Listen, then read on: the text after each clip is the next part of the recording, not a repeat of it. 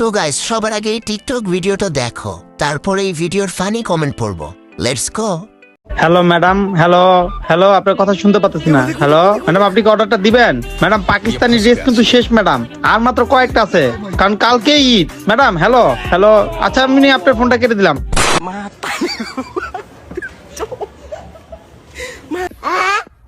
तो चलिए शुरू करते हैं। এত নড়ে কেন?